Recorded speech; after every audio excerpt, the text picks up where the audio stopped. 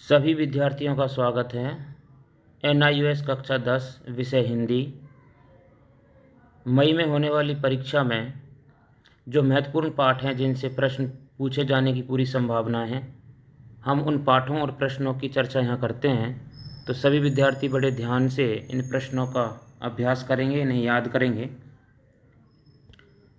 पाठ दोहे से प्रश्न नंबर 1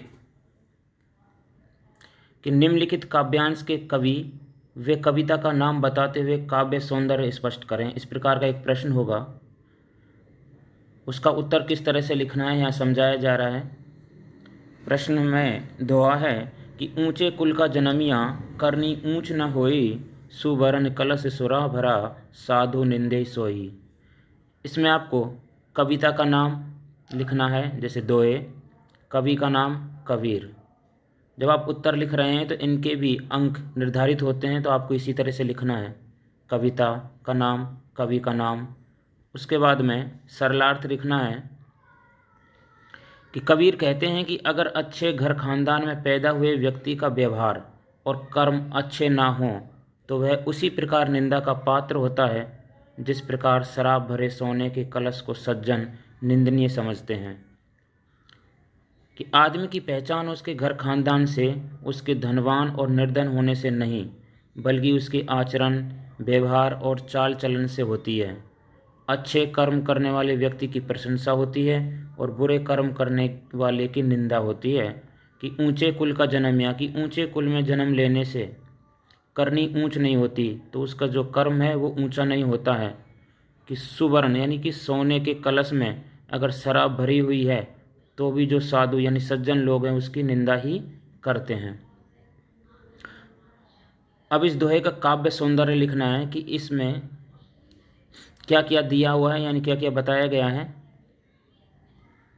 कि जब किसी बात को समझाने के लिए जीवन जगत के किसी दूसरे व्यवहार को उदाहरण के रूप में प्रस्तुत किया जाता है तो उसे दृष्टांत कहते हैं। अतः यहाँ दृष्टांत अलंकार है, तो इससे आपको क्या पता चला, दृष्टांत अलंकार भी किसे कहते हैं उसका भी पता चल रहा है। कि जब ऊपर यानी कि दोहे की प्रथम पंक्ति में समझाया गया हो और उसी के संदर्भ में दूसरी बात बताई गई हो तो वहाँ दृष्टांत अलंकार होता है। बहुत आसान तरीके से अच्छे कर्म करने की बात इस दोहे में की गई है। इस दोहे में दोहा छंद है। कबीर ने आसान शब्दों और उदाहरणों के माध्यम से नीति व सामाजिक व्यवहार की गूढ़ बातें बताई हैं। तत्सम शब्द और तद्भव शब्दों का प्रयोग किया गया है। भक्तिकालीन यह रचना है। सदुक्कड़ी भाषा का प्रयोग है, संगीतात्मकता है और अनुप्रास अलंकार का प्रयोग किया गया है। ठीक है, इस प्रकार से आप इस दोहे का अर्थ आपने समझा, तो उत्तर भी आपको इसी तरह से देना है। अब प्रश्न नंबर 2 कि निंदक नियरे राखिए आंगन कुटी छबाए, बिन पानी साबुन बिना निर्मल करत सुभाए।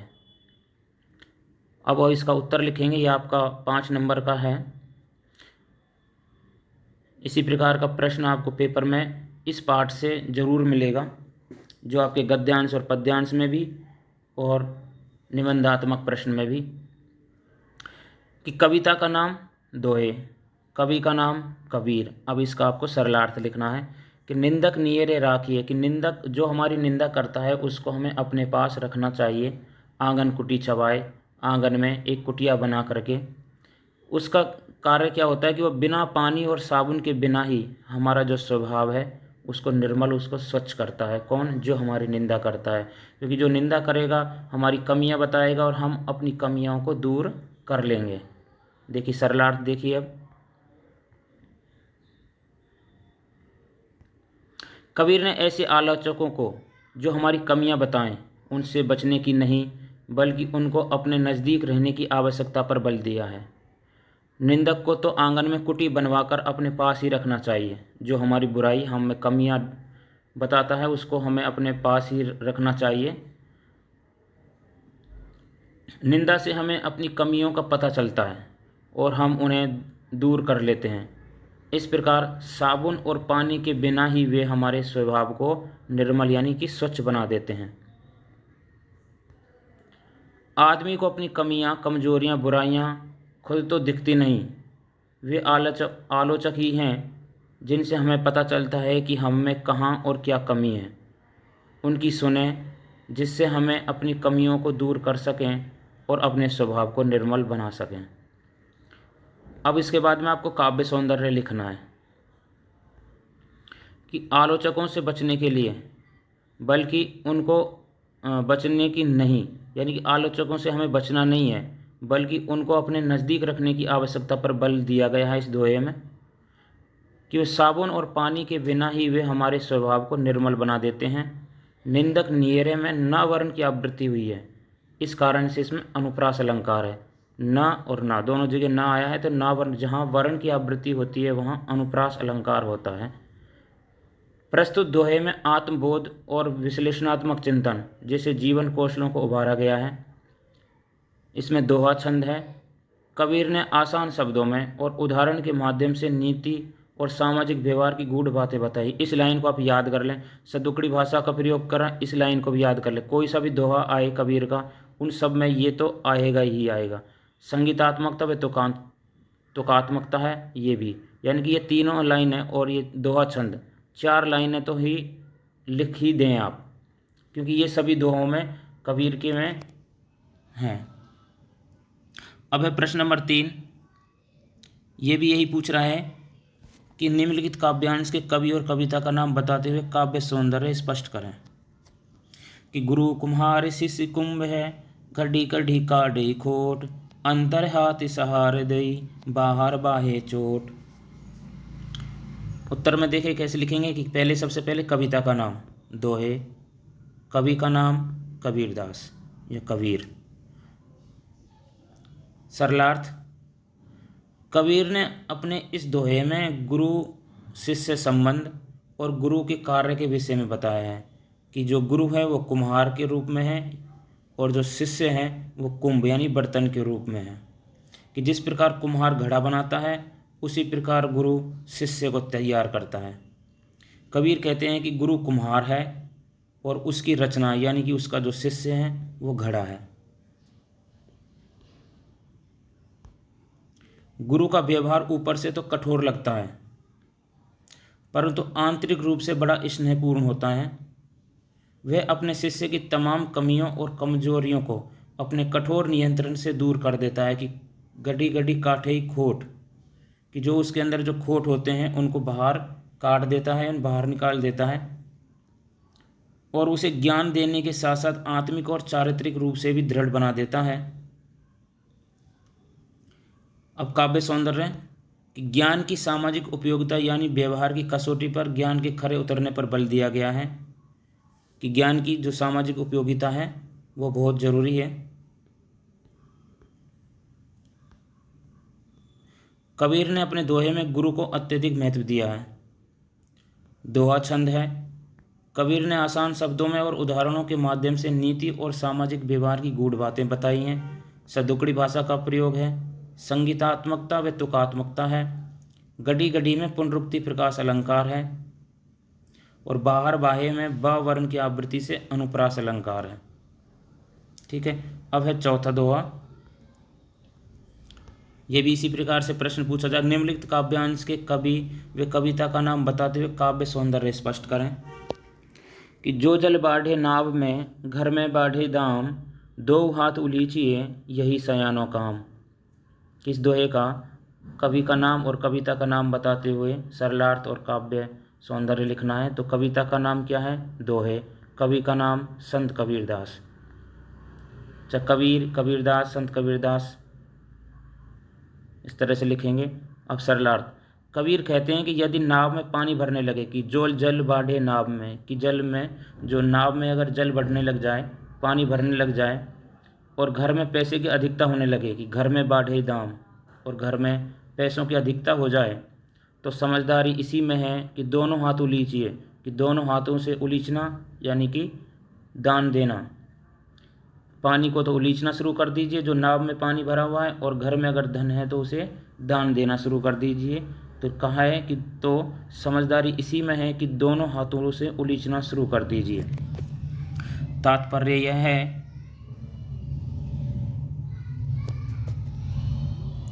कि नाव में पानी बढ़ने पर उसका डूबना निश्चित है।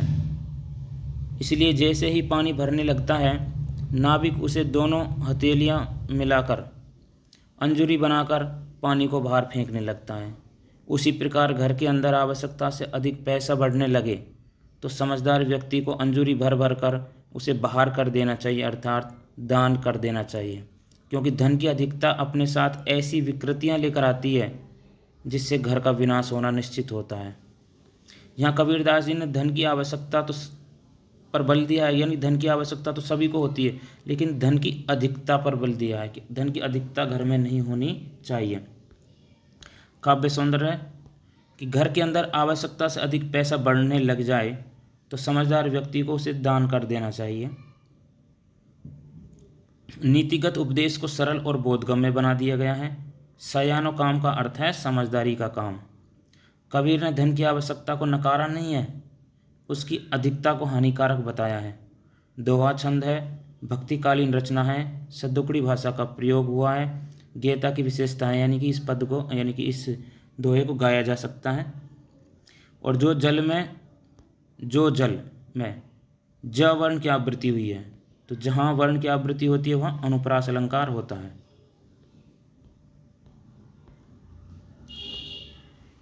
निम्नलिखित काव्यांश के कवि और कविता का नाम बताते हुए काव्य सौंदर्य स्पष्ट करें। कि पावस देखी रहीम मन कोइल साधे मौन, अब दादुर वक्ता भये हमको पूछत कौन। उत्तर, कविता का नाम दोहे, कवि का नाम रहीम। कबीर के 4 दोहे हैं, उसके बाद अब रहीम के दोहा आ गया है। तो यहाँ दोहों को जरूर याद कर लें कि कौन सा किसका दोहा है। अब इसका सरलार्थ लिखेंगे कि कवि ने कोयल को ज्ञानवान व्यक्ति के प्रतीक के रूप में, कोयल को ज्ञानवान व्यक्ति बताया है, और मेंढक को शोर शराबा करने वाला। तो मेंढक को शोर शराबा करके ध्यान खींचने वालों के प्रतीक के रूप में प्रस्तुत किया है। रहीम कहते हैं कि पावस यानी कि वर्षा ऋतु के आने पर कोयल अपने मन में यह विचार करके मौन साध लेती है, यानी चुप हो जाती है कि अब तो मेंढक वक्ता हो गए हैं, यानी कि वर्षा के मौसम में जो मेंढक हैं वो बहुत ज़्यादा बोलने लग जाते हैं। तो जब मेंढक बोलने लग जाते हैं तो जो कोयल है वो मौन साध लेती है, शांत हो जाती है, क्योंकि जानकारी ना रखते हुए भी बढ़ चढ़कर बात करने लगते हैं मेंढक। तो जो कोयल है वो चुप हो जाती है, क्योंकि जो ज्ञानवान व्यक्ति होता है वो शांत हो जाता है जब कम जानकार लोग ज़्यादा बातें करने लगते हैं। तो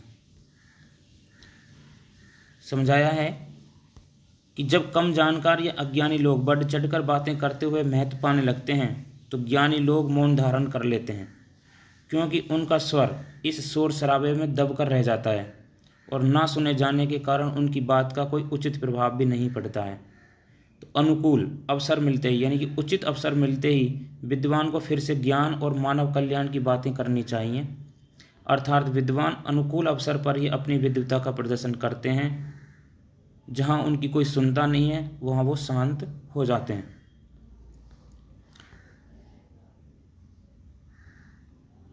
अब इस दोहे का काव्य सौंदर्य है कि कोयल को ज्ञानवान और मेंढक को शोर शराबा करने वालों के प्रतीक के रूप में प्रस्तुत किया है। ज्ञानी लोग अनुकूल अवसर पर ही अपनी विद्वता का प्रदर्शन करते हैं। जहाँ साधारण तौर पर एक बात कही जाए पर उसका अर्थ बिल्कुल भिन्न या अप्रत्यक्ष निकलता हो, वह अन्योक्ति अलंकार होता है। तो यहाँ प्रश्न है कि अन्योक्ति अलंकार किसे कहते हैं? कि जब साधारण तौर पर एक बात कही जाए, जैसा कि इस दोहे में एक बात कही जाती है और उसका अर्थ बिल्कुल भिन्न या अप्रत्यक्ष निकलता हो, तो वह अन्योक्ति अलंकार होता है। तो प्रस्तुत दोहे में अन्योक्ति का सबसे सुंदर और सटीक प्रयोग हुआ है। अब दादुर वक्ता भये में वक्ता शब्द में व्यंजना का सौंदर्य निहित है। इसमें दोहा छंद है, भक्तिकालीन दोहा है, संगीतात्मक व्यंग्यता है, अनुप्रास अलंकार का प्रयोग हुआ है और ब्रज भाषा का प्रयोग है। अनुप्रास में भी अंत्य अनुप्रास है, तो यहाँ पे अनुप्रास अलंकार का प्रयोग हुआ है, ब्रज भाषा का प्रयोग हुआ है। तो इस दोहे में आपने देखा। अब अगला दोहा है प्रश्न के रूप में कि निम्नलिखित काव्यांश के कवि और कविता का नाम बताते हुए काव्य सौंदर्य स्पष्ट करो। पेपर में भी आपको इसी प्रकार का प्रश्न मिलेगा। दोहों में से 8 दोहों में से कोई एक दोहा भी होगा, तो इसे अच्छे से याद कर लें कि खैर खून खांसी खुशी बैर प्रीति मदपान रहीमन दावे न दवई जानत सकल जहान। कविता का नाम दोहे, कवि का नाम रहीम, रहीम का दोहा है कि खैर खून खांसी खुशी बैर प्रीति मदपान, कि ये 7 चीज़ें दावे न देवे, कितना भी इनको छुपा लीजिए तब भी ये नहीं छुपती हैं। जानत सकल जहान, ये संपूर्ण संसार को पता चल जाता है कि वो कौन कौन सी हैं। कि इस दोहे में 7 चीज़ों या 7 बातों का उल्लेख किया गया है। खैर यानी कत्था जो पान में डाला जाता है, खून, खांसी, खुशी, बैर यानी दुश्मनी, प्रेम और मदपान आदि नशीली चीज़ों का सेवन। रहीम कहते हैं कि ये 7 बातें दबाने से भी नहीं दबती, यानी जग जाहिर हो जाती हैं। दुनिया जानती है कि इन 7 को छिपाया नहीं जा सकता, ये सही समय आने पर प्रकट हो ही जाती हैं। खैर यानी कत्था पान में प्रयोग किया जाता है और होठों को लाल करके अपनी उपस्थिति प्रकट कर देता है। खून भी अपने रंग को ऐसा छोड़ देता है कि उसे छिपाना संभव नहीं होता। खांसी को भी दबाया नहीं जा सकता। ऐसे लोग जिनकी आपस में नहीं बनती और मौका पाते ही वे एक दूसरे को नुकसान पहुंचाने से नहीं चूकते, इसी को बैर कहते हैं। उनका हाव भाव और व्यवहार सभी के सामने उनके संबंधों को स्पष्ट कर देता है। किसी के प्रति प्रेम का भाव भी आँखों की चमक और बोलने के तरीके और व्यवहार से प्रकट हो जाता है। नशेड़ियों या शराबियों की चाल ढाल, बोलने का तरीका अपने आप शराब पीने की बात जाहिर कर देता है। जिन 7 बातों की चर्चा इस दोहे में की गई है वे स्वयं ही अपने आप को व्यक्त कर देती हैं, उन्हें छिपाया नहीं जा सकता।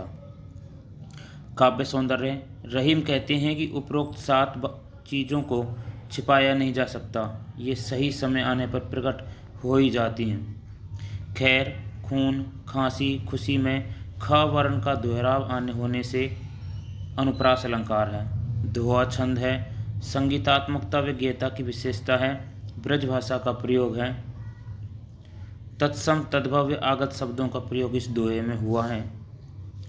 प्रश्न 7, निम्नलिखित काव्यांश के कवि व कविता का नाम बताते हुए काव्य सौंदर्य स्पष्ट करें।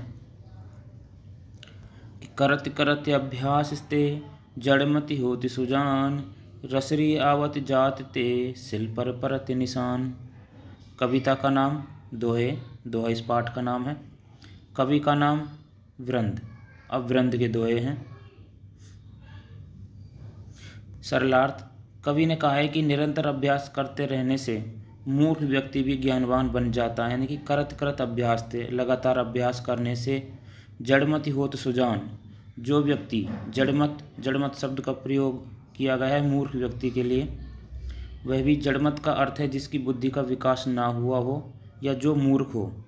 ठीक है, कि करत करत अभ्यास थे जड़मति होत सुजान, सुजान का अर्थ है चतुर व्यक्ति, कि जो जड़मति होता है वो भी सुजान हो जाता है। सुजान का अर्थ है चतुर बुद्धिमान। कवि कहता है कि बार बार अभ्यास करने से मूर्ख व्यक्ति भी चतुर और ज्ञानवान बन जाता है। ठीक उसी तरह जैसे रस्सी के निरंतर आने जाने से पत्थर पर उसका निशान बन जाता है, इसलिए किसी भी काम में सफलता पाने के लिए अभ्यास करना जरूरी है। काव्य सौंदर्य, निरंतर अभ्यास करने से मूर्ख व्यक्ति भी ज्ञानवान बन जाता है।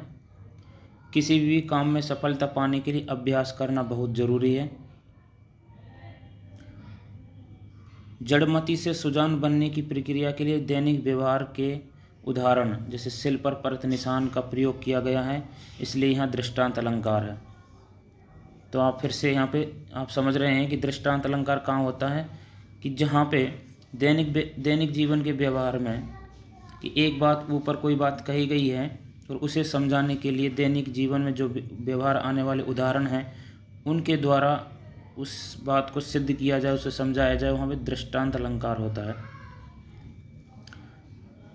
यहाँ ब्रज भाषा का प्रयोग है, दोहा छंद है, तुकांतता, लियात्मकता व गीता की विशेषता है, यानी कि दोहे को गाया जा सकता है लय के साथ। करत करत में पुनरुक्ति प्रकाश अलंकार है। पर परत में ये आवत जात में पा और त वर्ण की आवृत्ति होने से अनुप्रास अलंकार है।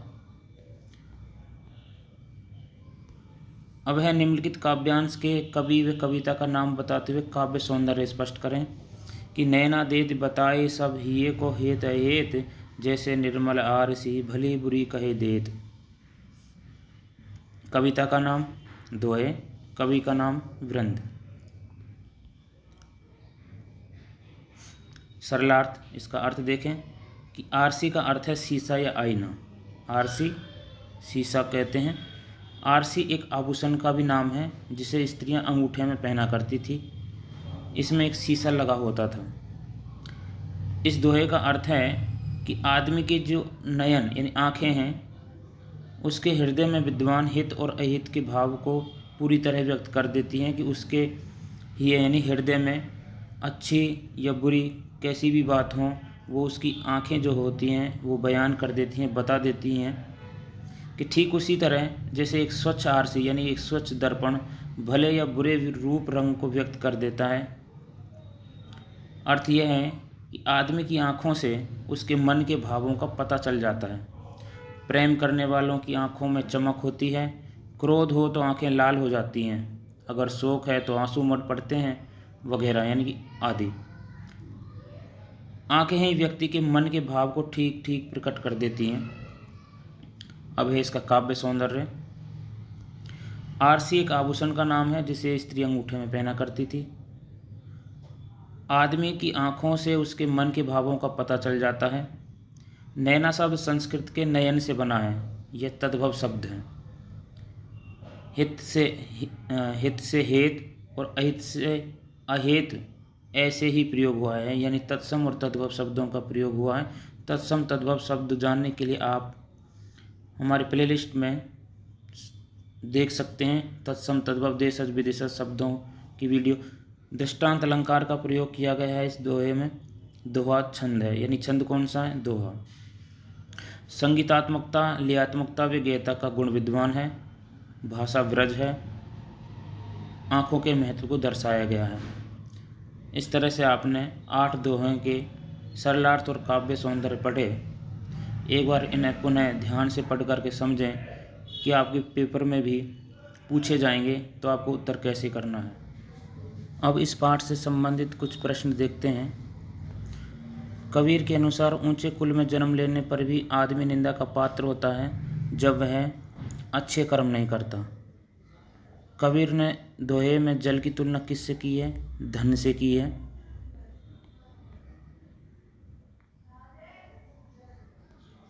अब दादुर वक्ता भये में कवि का क्या आशय है कि मूर्ख मंच पर आ गए हैं। दादुर यानी मेंढक, मेंढक बोलने लग गए हैं। मेंढक यहाँ पर मूर्ख व्यक्तियों के लिए प्रयुक्त हुआ है। पावस देखी रहीम मन कोयल साधे मौन, अब दादुर वक्ता भये हमको पूछत कौन। इस दोहे में अन्योक्ति अलंकार का प्रयोग किया गया है। यहाँ पे अन्योक्ति अलंकार है।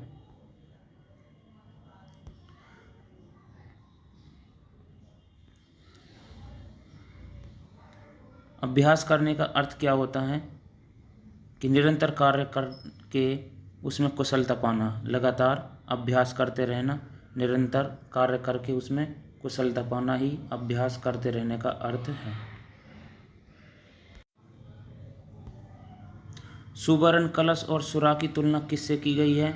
सुवर्ण कलश और सुरा की तुलना मनुष्य के तन और उसमें बुराइयों से की गई है। कबीर ने अपने दोहे में कुम्हार और घड़े के माध्यम से क्या समझाने की कोशिश की है कि कबीर कहते हैं कि गुरु कुम्हार है और शिष्य घड़ा है। जिस प्रकार कुम्हार घड़ा बनाता है उसी प्रकार गुरु शिष्य को तैयार करता है, उसमें से बुराइयां निकालता रहता है। कबीर ने गुरु शिष्य के संबंध का आदर्श रूप किसे बताया है और क्यों? गुरु ने यानी कि कबीर ने गुरु शिष्य के संबंध का आदर्श रूप बताया है कि गुरु कुम्हार है और शिष्य घड़ा है। क्योंकि घड़े में अगर नन्हे नन्हे छेद रह जाएं तो उससे पानी रिसेगा और उसकी उपयोगिता कम या समाप्त हो जाएगी। वैसे ही शिष्य अगर आचरण या व्यवहार पर खरा नहीं उतरेगा तो उसकी भी सामाजिक उपयोगिता नहीं रहेगी। घर में बाढ़े दाम से कबीर का क्या आशय है कि घर में बाढ़े दाम। उत्तर होगा कि घर में बाढ़े दाम से कबीर का आशय है कि घर के अंदर आवश्यकता से अधिक पैसा बढ़ जाना। धन संग्रह आवश्यकता के अनुकूल ही क्यों अच्छा होता है, कबीर के कथन का आशय बताइए। उत्तर होगा कि धन संग्रह आवश्यकता के अनुकूल ही अच्छा होता है, क्योंकि कबीर कहते हैं कि घर के अंदर आवश्यकता से अधिक पैसा बढ़ने लगे तो समझदार व्यक्ति को अंजूरी भर भर कर उसे बाहर कर देना चाहिए, अर्थात दान कर देना चाहिए, क्योंकि धन की अधिकता अपने साथ ऐसी बुराइयां यानी विकृतियां लेकर आता है जिससे घर का विनाश होना निश्चित होता है।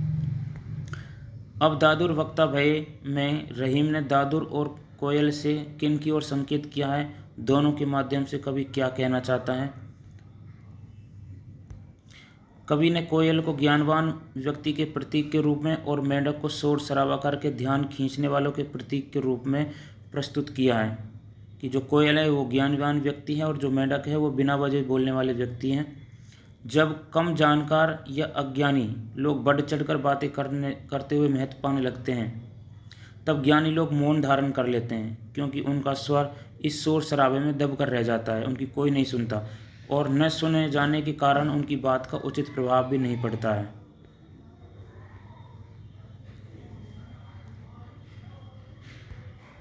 कवि रहीम के अनुसार कोयल मेंढक की वाणी सुनकर चुप हो जाती है। यहाँ कोयल और मेंढक किसके प्रतीक हैं? कवि रहीम के अनुसार कोयल मेंढक की वाणी सुनकर चुप हो जाती है। कवि ने कोयल को ज्ञानवान व्यक्ति के रूप में और मेंढक को शोर शराबा करके ध्यान खींचने वालों के प्रतीक के रूप में प्रस्तुत किया है। कवि वीरेंद्र ने जड़मति होत सुजान दोहे के माध्यम से विद्यार्थियों को क्या संदेश दिया है? कवि ने इस दोहे के माध्यम से विद्यार्थियों को यह संदेश दिया है कि निरंतर अभ्यास करने से मूर्ख व्यक्ति भी चतुर और ज्ञानवान हो जाता है, यानी कि हमें लगातार अभ्यास करते रहना चाहिए। जो विद्यार्थी ये कहता है कि हमें याद नहीं होता, तो वो समझ लें कि लगातार अभ्यास करोगे, लगातार पढ़ोगे तो आपको सब याद होगा।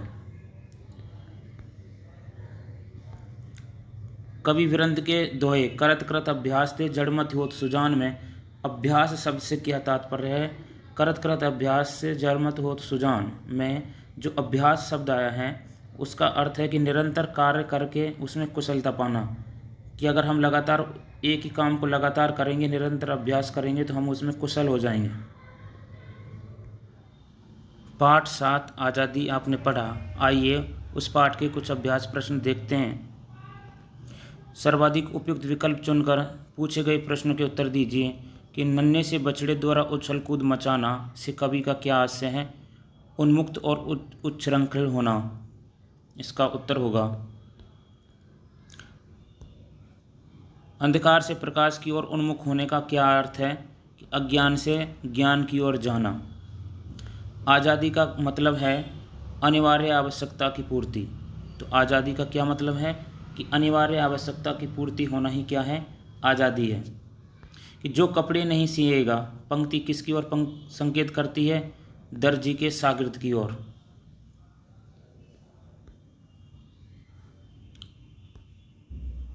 दर्जी के अनुसार आज़ादी को भोगने का अधिकार किसे होना चाहिए? जो निरंतर कर्म करता हो, जो लगातार कर्म करता हो, वही आज़ादी को भोगने का अधिकारी होता है। क्या आज़ादी का संबंध कर्म से है? कैसे? समझा कर लिखिए। आज़ादी का दूसरा नाम कर्म है। उत्तर कैसे लिखोगे कि आज़ादी का दूसरा नाम क्या है? कर्म है। कर्म ही आज़ादी है और पारिश्रमिक का उचित फल प्राप्त होना ही आज़ादी है। जो आपने मेहनत की है उसका अगर आपको उचित फल मिल रहा है, प्राप्त हो रहा है, तो वही क्या है? आज़ादी है। कि जो कर्म नहीं करता उसे आज़ादी को भी भोगने का अधिकार नहीं होता है। रोटी उसे ही मिलती रहनी चाहिए जो उसके लिए मेहनत करता है। ऐसा ना हो कि मेहनत कोई करे और खाए कोई और। आज़ादी कविता में शागिर्द ने सुई में धागा पिरोने का निर्णय क्यों लिया? उस्ताद ने शागिर्द को समझाया कि आज़ादी को बनाए रखने के लिए श्रम परम आवश्यक है, यानी मेहनत परम आवश्यक है उस्ताद का उत्तर सुनकर और उसे कर्मरत देकर शागिर्द की आज़ादी संबंधी सारी शंकाएं व परेशानियां दूर हो जाती हैं। जो भी उसके मन में शंकाएं थी वो सारी शंकाएं दूर हो जाती हैं और वह सुई में धागा पिरोने लगता है, क्योंकि उसकी समस्या का समाधान हो गया और उसने पुनः कर्मरत होने का निर्णय ले लिया कि अब मैं लगातार कर्म करता रहूँगा और कर्म करना ही आज़ादी होती है। आज़ादी कविता के आरंभ में, यानी आज़ादी कविता के आरंभ में, शुरू में शागिर्द आज़ादी का क्या अर्थ समझता था। आरंभ में शागिर्द घूमना फिरना, सैर सपाटे को आज़ादी मानता था। उछल कूद मचाने, बेफिक्र और खुश रहने को आज़ादी मानता था। वह कर्म से मुक्ति को आज़ादी मानता था कि हम कर्म ही नहीं करेंगे, फुर्सत से बैठे रहेंगे तो वही आज़ादी है।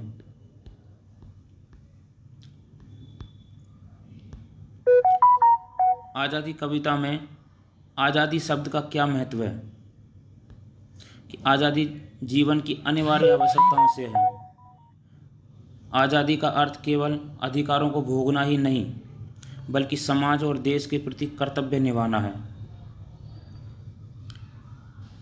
इस आज़ादी कविता से भी आपको काव्य सौंदर्य का एक प्रश्न देखने को मिलेगा, तो उसका अर्थ आपको कैसे देना है। जैसे पाठ दूसरा यानी दोहा था, दोहे में भी आपको एक दोहा मिला था और उसका आपको सरलार्थ और काव्य सौंदर्य लिखना था। उसी प्रकार से आज़ादी कविता से भी आपको एक प्रश्न देखने को मिलेगा कि आज़ादी यानी अज्ञानी का ज्ञान, आज़ादी यानी अज्ञानी को ज्ञान, ज्ञानी को कर्म, कर्मठ को बलिदान और बलिदानी को जीवन। इस प्रकार की एक पंक्तियाँ आपको मिलेंगी। अब इसका आपको काव्य सौंदर्य लिखना है, कवि और कविता का नाम लिखते हुए। तो आप लिखेंगे उत्तर में कि कविता का नाम आज़ादी, कवि का नाम, मूल लेखक इसके बालचंद्रन चुल्लिकाड हैं और अनुवाद इसका असद जैदी ने किया है। सरलार्थ, ज्ञान, कर्म और बलिदान के समन्वय से जीवन को सुंदर व स्वस्थ बनाया जा सकता है। अज्ञानी के लिए ज्ञान प्राप्ति ही आज़ादी है। जो व्यक्ति अज्ञानी होते हैं उनको अगर ज्ञान प्राप्त हो जाए तो वो उनके लिए आज़ादी है। कहा भी जाता है कि ज्ञान हमें मुक्त करता है। ज्ञान को कर्म में बदलना भी जरूरी है। तो ज्ञान हमें मुक्त करता है, किससे? अज्ञानता से। तो ज्ञान को कर्म में बदलना भी आज़ादी है। ज्ञान को कर्म में बदलने वाले को ही कर्मठ कहा जाता है कि जिसको ज्ञान हो जाए और उस ज्ञान को वो जब कर्म में बदलता है, लगातार कर्म करेगा, तो वो व्यक्ति कर्मठ कहलाता है। कर्मठ को बलिदान, जो कर्मठ होगा वो बलिदान और त्याग ही आज़ादी प्रतीत होती है। जो कर्म करेगा, जो कर्म में लगा रहेगा, उसे बलिदान और त्याग जरूरी होगा, क्योंकि बलिदान और त्याग के बिना आप किसी भी कर्म को पूरा नहीं कर पाएंगे। तो वही आज़ादी प्रतीत होता है। ज्ञान, कर्म और त्याग को कवि ने अत्यधिक महत्व प्रदान किया है, क्योंकि बलिदान करने वाले कभी मरते नहीं, वे सदैव जीवित रहते हैं। वे दूसरों को जीवन देते हैं और उनके द्वारा निरंतर याद किए जाते हैं। तभी कहा है कि आज़ादी यानी अज्ञानी को ज्ञान, ज्ञानी को कर्म, कर्मठ को बलिदान और बलिदानी को जीवन, यही आज़ादी है। अब है काव्य सौंदर्य। इन पंक्तियों में ज्ञान, कर्म और बलिदान के कार्य कारण संबंध को स्पष्ट किया गया है कि ज्ञान कर्म से और बलिदान यानी तीनों एक दूसरे से संबंधित हैं। आज़ादी या मुक्ति का अर्थ उच्छृंखलता, दुस्साहस, अवसरवाद या संकीर्णता, सुख नहीं, बल्कि आज़ादी का संबंध श्रम से, त्याग से और बलिदान से है। भाषा सरल, सहज और खड़ी बोली में है। काव्यांश में अरबी फारसी शब्दों का प्रयोग हुआ है। कर्म और कर्मठ जैसे तत्सम शब्दों का प्रयोग हुआ है। अनुप्रास अलंकार का प्रयोग हुआ है। अतुकांत मुक्त छंद अनुदित कविता है, यानी अनुवाद की हुई कविता है।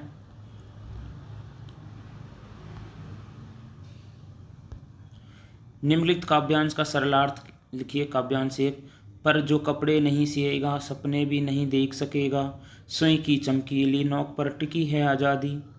आज़ादी वह फसल है जिसे बोने वाला ही काट सकता है, वह रोटी जिसे मेहनती ही खा सकता है, यह वह कपड़ा है जिसे दर्जी ही पहन सकता है। यह कहकर दर्जी फिर से कपड़े सीने लगा।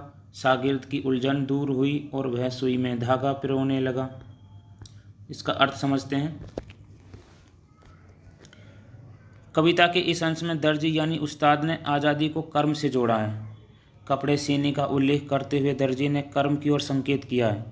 कर्मठ व्यक्ति ही सपने देख सकता है। कहने का आशय यह है कि जो परिश्रम करेगा उसी के सपने पूरे होंगे। सुई की चमकदार नोक पर आज़ादी टिकी हुई है, अर्थात कर्म करते रहने में ही आज़ादी है। कपड़े सिए जाएंगे, सुई चलती रहेगी, यानी कर्म जारी रहेगा तो आज़ादी बनी रहेगी। आज़ादी को बनाए रखने के लिए कर्म का सर्वाधिक महत्व है। उस्ताद ने आज़ादी का संबंध सुई की नोक से जोड़ा है। उस्ताद का यह मत है कि जो कर्म नहीं करता उसे आज़ादी को भी भोगने का अधिकार नहीं है। कवि उदाहरण देकर कहता है कि कड़ी मेहनत करके धूप बारिश जाड़ा सहने के बाद किसान के खेत में फसल लहलाती है। उस फसल को काटने का अधिकार केवल किसान को ही मिलना चाहिए। रोटी उसे ही मिलती रहनी चाहिए। जो उसके लिए मेहनत करता है। ऐसा ना हो कि मेहनत कोई करे और खाए कोई और, बोए कोई और, काटे कोई और। श्रम का उचित फल मिलना चाहिए। आज़ादी का वास्तविक अर्थ उसके विविध संदर्भ और श्रम तथा कर्तव्य के साथ उसके संबंध को स्पष्ट करते हुए दर्जी फिर से कपड़े सीने लगा। उस्ताद का फिर से कपड़े सीने में लग जाना निरंतर कर्म करते रहने का संदेश देता है। उस्ताद का उत्तर सुनकर और उसे कर्मरत देखकर शागिर्द की परेशानियां दूर होती हैं। वह भी सुई में धागा पुरोने लगता है। उसकी समस्या का समाधान हो गया और उसने पुनः कर्मरत होने का निर्णय ले लिया। आज़ादी को जीवित रखने के लिए श्रम परम आवश्यक है। आइए अब पढ़ते हैं पाठ सुखी राजकुमार के प्रश्नोत्तर। प्रश्न 1, गोरैया ने मिस्र देश न जाने का निश्चय कब किया? या गोरैया राजकुमार के सानिध्य में रहने का निर्णय क्यों लेती है? इन दोनों प्रश्नों का अर्थ एक ही है, उत्तर एक ही है कि गोरैया बार बार मिस्र देश जाने के लिए कहती है पर उसके बाद में वो अपना निर्णय बदल लेती है। उत्तर है कि जब गोरैया राजकुमार के गुणों दया, करुणा, प्रेम, समानुभूति, त्याग, बलिदान आदि से परिचित हो जाती है तो वह अपने मिस्र देश जाने के कार्यक्रम को छोड़कर उसी के सानिध्य में यानी कि उसके साथ रहने का निर्णय ले लेती है। सुखी राजकुमार की दूसरी मूर्ति लगवाने की बात आई तो मेयर ने क्या इच्छा प्रकट की? सुखी राजकुमार की मूर्ति लगवाने की बात आई कि जो पहली मूर्ति थी उसमें सुखी राजकुमार ने अपने सभी अंगों को गांव के दुखी यानी उस शहर के जो दुखी लोग थे उनमें बांट दिया था। तो सुखी राजकुमार की अब दूसरी मूर्ति लगवाने की बात कही गई मेयर द्वारा, तो उसने अपनी इच्छा प्रकट की कि मेरी मूर्ति ठीक रहेगी। मेयर ने कहा कि मेरी मूर्ति यहाँ ठीक रहेगी। शहर के मेयर तथा सभासद राजकुमार की मूर्ति को लोहे की भट्टी में गलवाकर उससे अपनी अपनी मूर्तियाँ बनवाना चाहते हैं। सुखी राजकुमार कहानी में गोरैया राजकुमार के कुरूप होने की प्रक्रिया में उससे और अधिक प्रेम क्यों करने लगती है? उत्तर होगा कि गोरैया का राजकुमार के प्रति प्रेम, निष्ठा और समर्पण बढ़ता जाता है क्योंकि राजकुमार के रूप सौंदर्य के कम होने के पीछे उसके कर्म सौंदर्य का विकसित होना है। कहा भी जाता है कि रूप सौंदर्य से ज़्यादा अच्छा कर्म सौंदर्य होता है कि जिसके कर्म अच्छे होंगे वही व्यक्ति अधिक प्रतिभावान और सबसे प्रसिद्ध होगा। राजकुमार का दूसरों के प्रति सहानुभूति व अन्य मानवीय गुणों से अभिभूत होता देख गोरैया मूर्ति के कुरूप हो जाने पर उससे और अधिक प्रेम करने लगती है। प्रश्न 4 कि सुखी राजकुमार कहानी के राजकुमार को मूर्ति के रूप में स्थापित होने पर उसे किस बात का एहसास हुआ?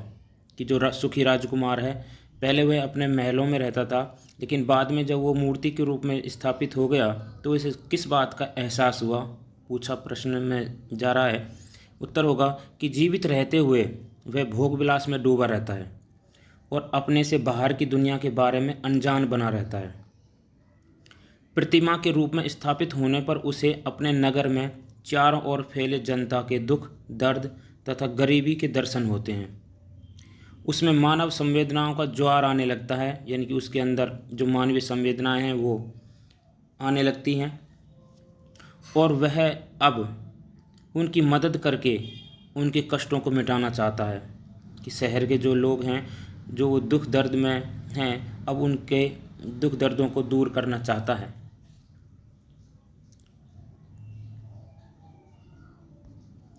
सुखी राजकुमार कहानी में देवदूत ईश्वर के लिए नगर की कौन सी दो मूल्यवान वस्तुएं ले गए?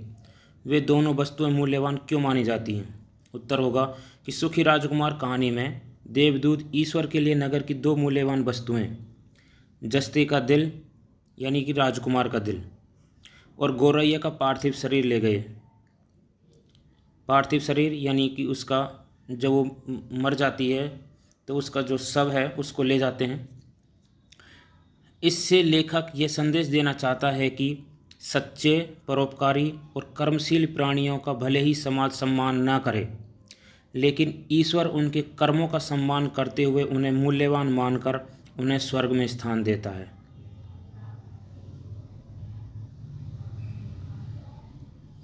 सुखी राजकुमार कहानी में लोहा गलाने वाले मिस्त्री को क्या हैरानी हो रही थी? सुखी राजकुमार कहानी में लोहा गलाने वाले मिस्त्री को यह हैरानी हो रही थी कि राजकुमार की प्रतिमा का टूटा हुआ जस्ते का दिल भट्टी की तेज आग में भी नहीं पिघल रहा था। सुखी राजकुमार कहानी के निम्नलिखित पात्रों के व्यक्तित्व की विशेषताएं लिखिए। सुखी राजकुमार की प्रतिमा एक कहानी का केंद्र बिंदु है। कहानी में प्रतिमा के माध्यम से समाज में मानवीय संवेदनाओं के तार तार हो जाने की ओर हमारा ध्यान आकर्षित किया गया है। समाज में मानवीय संवेदनाएं जो मानव में जो गुण होते हैं, किसी की मदद करना, दया करना, सहानुभूति करना, तो ये सभी क्या है? मानवीय संवेदना है। अब वो मानवीय संवेदनाएं तार तार हो जाना यानी ख़त्म हो गई हैं, कम हो गई हैं। अब समाज में मानवीय संवेदनाओं को ही सर्वोपरि होने का संदेश दिया गया है। इसके लिए वह प्रतिमा को केंद्रीय पात्र के रूप में प्रस्तुत किया गया है, और इसे और अधिक प्रभावी बनाने के लिए सुखी राजकुमार के जीवन काल का भी जिक्र करता है कि जीवित रहते हुए राजकुमार भोग विलास में डूबा रहता है और अपने से बाहर की दुनिया के बारे में अनजान बना रहता है, किंतु प्रतिमा के रूप में उसे अपने नगर में चारों ओर फैले दुख दर्द के दर्शन होते हैं। राजकुमार में मानवीय संवेदनाओं का संचार होता है। व्यापक जनता का दुख उसका अपना दुख बन जाता है और वह अपने वैभव को त्याग कर अपने अंगों का प्रतिदान करके उनके दुखों को दूर करना चाहता है। वह अब अपनी सुखी राजकुमार वाली पहचान से पत्थर के भिखारी वाली पहचान तक पहुंच जाता है, मगर वह उसे पूरे तौर पर संतुष्ट है और वह वास्तविक रूप से सुखी है, चाहे वह पत्थर का भिखारी है। पत्थर का भिखारी किसके लिए आया है? राजकुमार के लिए आया है, क्योंकि सुखी राजकुमार अब अपने सारे अंगों को दान करके लोगों के दुख दर्द दूर करके एक पत्थर की मूर्ति के रूप में दिखाई दे रहा है, क्योंकि उसके ऊपर जड़े हुए सभी रत्न उसने दान कर दिए हैं, तो वह एक पत्थर जैसा दिखाई देने लग गया है, तो इसलिए उसको पत्थर का भिखारी कहा गया है। तो वह अब पूरी तरीके से संतुष्ट है और वास्तविक रूप से सुखी है। अब हमारा दूसरा जो पात्र है वह है गौरैया। गौरैया के भीतर दूसरों के प्रति ममता का सोता फूटने के कारण राजकुमार का साथ वे व्यवहार है कि गौरैया के जो भीतर है वो अब ममता का जो भाव है वो आ गया है, और उसका जो कारण कौन है? राजकुमार का साथ है। राजकुमार के कारण ही वो उसके अंदर ममता का भाव प्रकट हुआ है।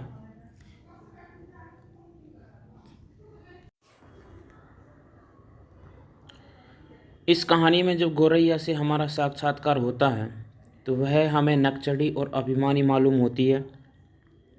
वह मूर्ति के पास उतरती है और संतोष प्रकट करती है कि उसका शयनागार सोने का है।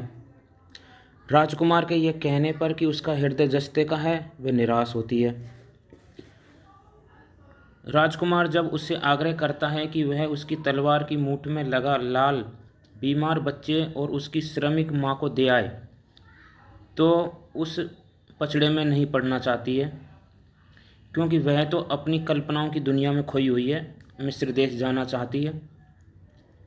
राजकुमार को उदास देखकर उसे दया आ जाती है और तरस खाकर उसका काम करने को तैयार हो जाती है। बच्चे को बुखार से तड़पते देख उसे भी दुख का अनुभव हुआ और वह बच्चे के प्रति सहानुभूति महसूस करने लगती है। राजकुमार के पुनः आग्रह करने पर वह राजकुमार की दूसरी आंख उस लड़की को दे आती है।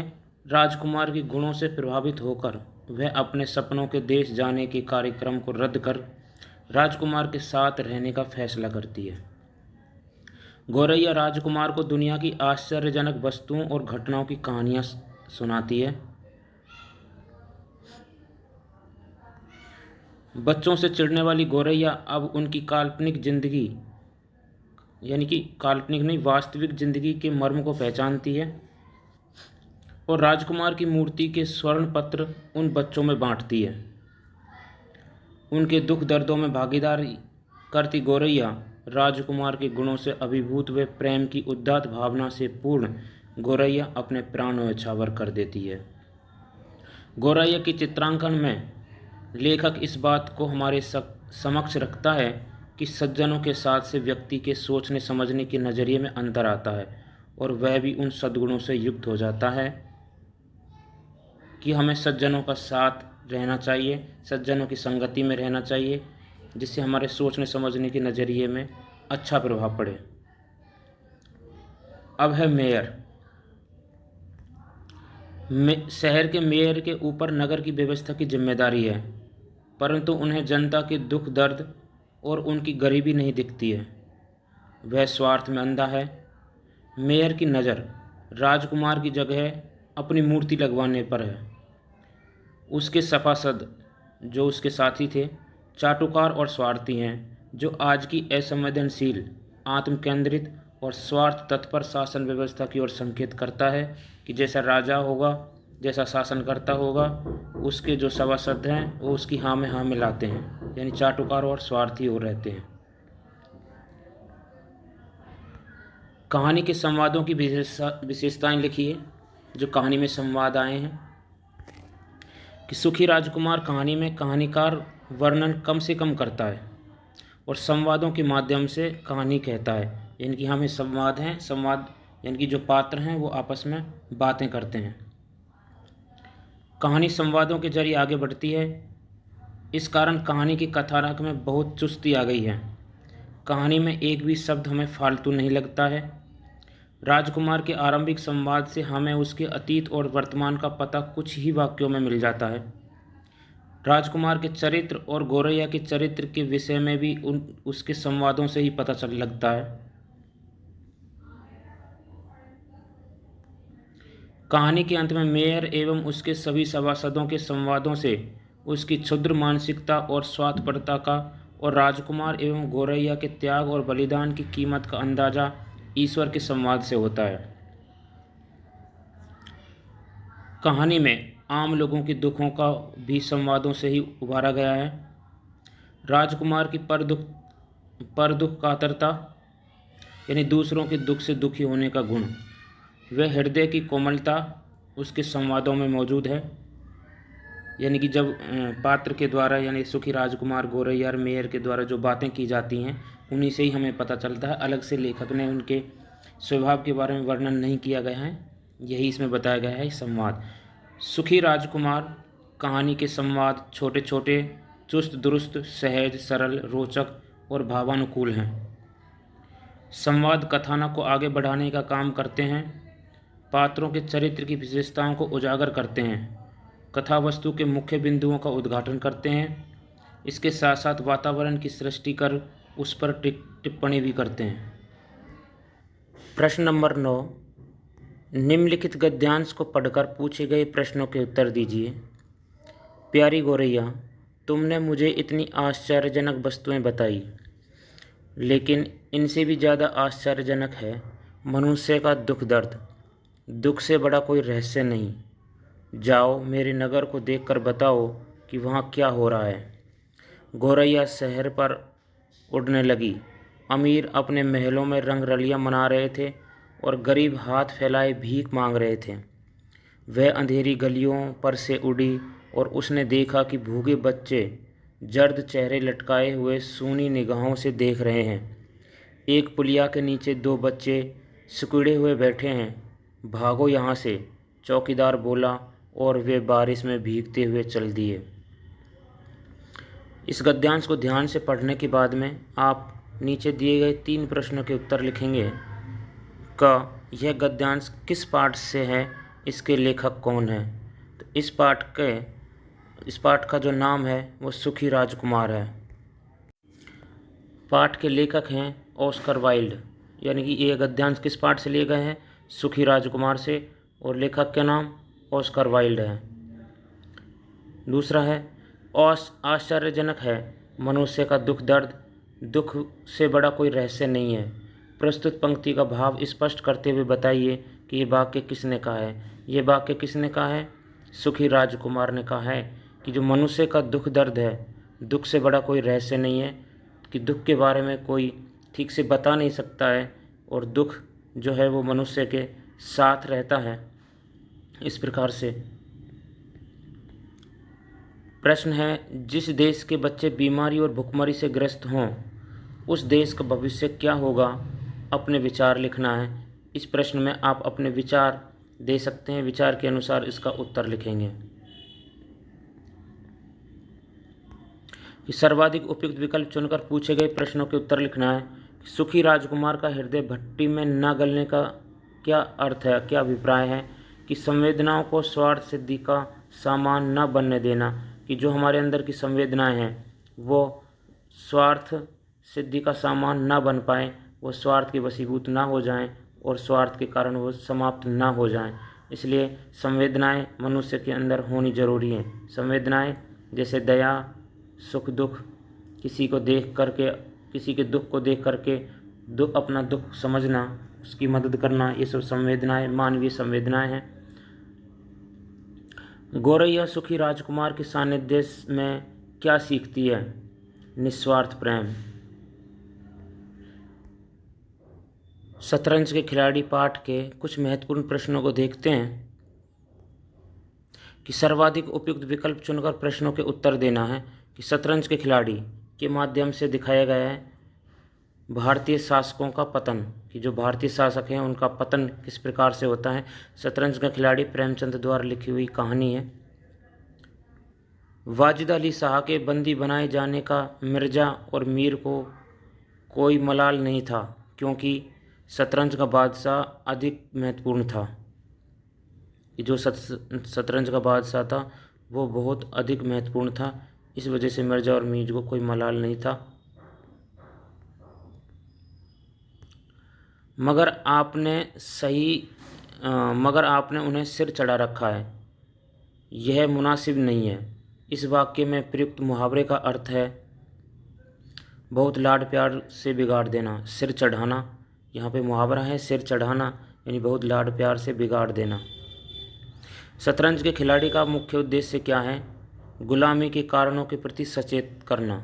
कि जो गुलामी के कारण हैं उनके प्रति सभी को सचेत करना इस कहानी का मुख्य उद्देश्य है।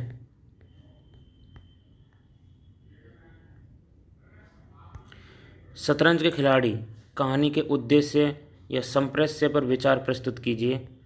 प्रेमचंद इस कहानी के माध्यम से यह कहना चाहते हैं कि मिर्ज़ा और मीर जैसे जिम्मेदार जो लोग हैं, व्यक्तिगत भोग विलास व शतरंज आदि की बुरी लत छोड़कर यदि अपना दिमाग देश के बचाव में लगाते तो गुलामी से बचा जा सकता था। कहानीकार यह बताना चाहते हैं कि जिस देश का जिम्मेदार वर्ग लापरवाह होकर भोग विलास में डूब जाता है, उस देश को गुलाम होने से कोई नहीं बचा सकता। प्रेमचंद ने इस कहानी द्वारा यह संदेश दिया है कि सुख सुविधाओं में डूबे, संघर्ष से बचते रहने वाले, परस्पर भिन्न बने रहने वाले, व्यक्तिगत राग के शिकार लोग ही व्यक्ति और देश दोनों को डुबो देते हैं। प्रेमचंद ने यह कहानी लिखकर अपने समय की जनता और नेतृत्वशील वर्ग को आलस्य तथा विलास त्यागने तथा एकजुट होकर संघर्ष करने का संदेश दिया है। शतरंज के खिलाड़ी कहानी के आधार पर बताइए कि मोहल्ले वाले घर के नौकर चाकर तक शतरंज के खेल को मनहूस क्यों कहते थे। उत्तर होगा कि घर वाले और मोहल्ले वाले घर के नौकर चाकर सभी नित्य यह कहा करते थे कि यह बड़ा मनहूस खेल है, क्योंकि यह खेल घर को तबाह कर देता है। खुदा ना करे किसी को इसकी आदत पड़े, क्योंकि इसकी आदत से आदमी किसी काम का नहीं रहता, वह ना घर का रहता है न घाट का। यह एक बुरा रोग है। यहाँ तक कि मिर्जा की बेगम को इससे इतना द्वेष था कि अवसर खोज खोज कर पति को लताड़ती थी। शतरंज के खिलाड़ी कहानी के आधार पर बताइए कि किस कारण लखनऊ अंग्रेजों के कब्जे में चला गया। उत्तर है कि नवाबों की अकर्मण्यता, कायरता व विलासिता के कारण लखनऊ अंग्रेजों के कब्जे में चला गया। लखनऊ में जैसे जैसे अंग्रेजों का प्रभाव बढ़ता जा रहा था, वैसे वैसे यहाँ के शासक संघर्ष का रास्ता छोड़कर समर्पण का रास्ता अपनाकर व्यक्तिगत राग रंग में डूबे रहते थे। स्वाधीनता को बचाने के लिए सामूहिकता, संघर्ष और एकता की जरूरत होती है, जो उस समय के वातावरण में कहीं दिखलाई नहीं पड़ती। मिर्जा और मीर जैसे लोगों की व्यक्तिगत स्वार्थ, मौत के डर से संघर्ष से बचना व उनकी बुरी आदतों के कारण लखनऊ अंग्रेजों के कब्जे में चला गया। शतरंज के खिलाड़ी मिर्जा और मीर का दुखद अंत क्यों हुआ।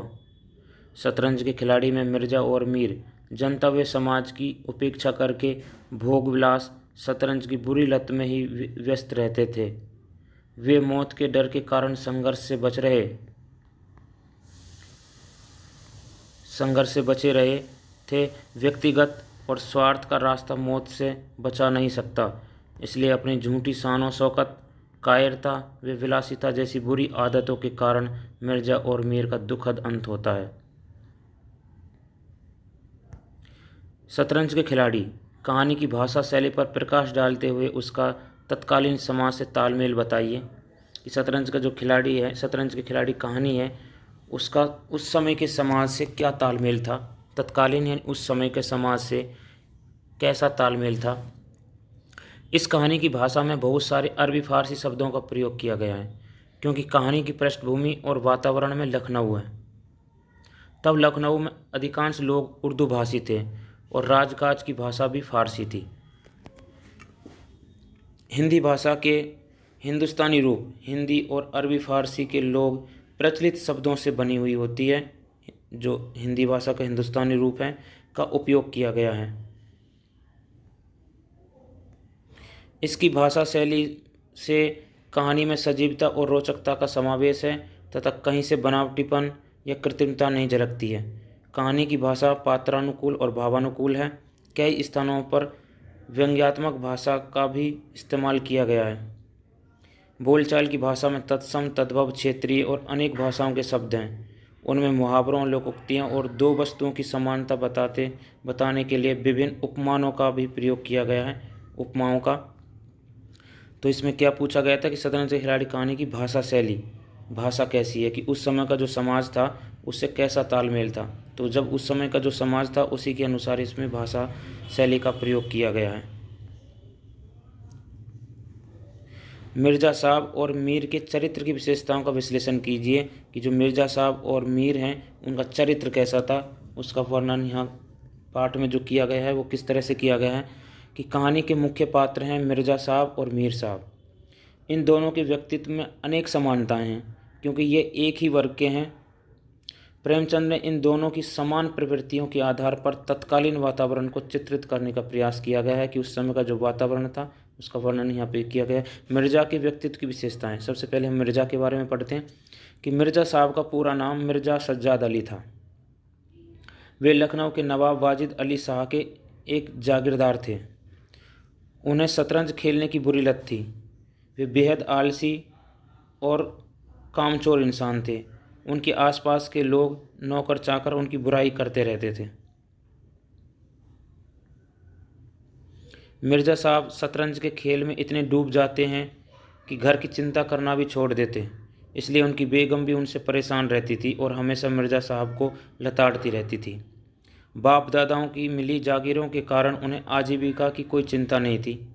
इसी पैतृक संपत्ति ने उन्हें कामचोर, विलासी, कायर और डरपोक बना दिया था। इसलिए मिर्ज़ा बेगम से, बादशाही फौज से, वे अंग्रेज़ी सेना से डरते थे। मिर्ज़ा परिवार की तरह लखनऊ की भी चिंता नहीं करते। उन्हें इस बात की कोई परवाह नहीं है कि लखनऊ के बादशाह को बंदी बना लिया गया है। वे सुख विलास के बिना रह नहीं सकते हैं। उनकी इस आदत ने उन्हें कायर बना दिया है। मिर्ज़ा देश की हार देख सकते थे, शतरंज की हार नहीं। उन्हें देश के गुलाम होने पर भी क्रोध नहीं आता। उनका विलासी जीवन झूठी शान शौकत के बल पर चलता है, जिसके मूल में उनकी कायरता है। अब पढ़ते हैं मीर के व्यक्तित्व के बारे में कि मीर साहब का पूरा नाम मीर रोशन अली है। इनके पास भी मिर्ज़ा साहब की तरह पैतृक जागीरदारी है। उन्हें जीविका चलाने की कोई चिंता नहीं है। हमेशा शतरंज खेलना तथा पान, हुक्का, चिलम जैसे मादक पदार्थों का सेवन करना इनकी आदत है। इनकी इस आदत ने इनके स्वाभिमान को नष्ट कर दिया है। मिर्ज़ा साहब की पत्नी इनसे बेहद नफरत करती है, फिर भी उन्होंने मिर्ज़ा साहब के घर जाना नहीं छोड़ा। मीर साहब बहुत डरपोक और कायर इंसान हैं। मिर्ज़ा की बेगम के गुस्से के डर से वे भाग जाते हैं। बादशाही फौज के अफसर द्वारा इनका नाम पूछने से इनके होश उड़ जाते हैं। घर के दरवाजे बंद करके नौकर को बोलते हैं कि उन्हें कह दो कि वे घर में नहीं है। झूठ बोलना भी इनकी आदत है। शतरंज खेलने में बेईमानी भी करते हैं। यही बेईमानी और झूठी अकड़ मिर्ज़ा की तरह उनकी भी मृत्यु का कारण बनती है। इस तरह से हमने 4 पाठ, दोहे, आज़ादी, सुखी राजकुमार और शतरंज के खिलाड़ी पाठ के महत्वपूर्ण प्रश्नों को पढ़ा। आप इन्हें याद कर लें और परीक्षा की दृष्टि से बहुत महत्वपूर्ण प्रश्न हैं। बार बार अभ्यास करें और इन 4 पाठों को अच्छे से याद कर लें ताकि आपको परीक्षा में इन प्रश्न देखने को मिलें तो आप आसानी से इन्हें कर सकें। चारों पाठों की कहानियों को भी आप अच्छी तरह से पढ़ लें ताकि किसी भी प्रश्न का उत्तर देने में आसानी रहे। धन्यवाद।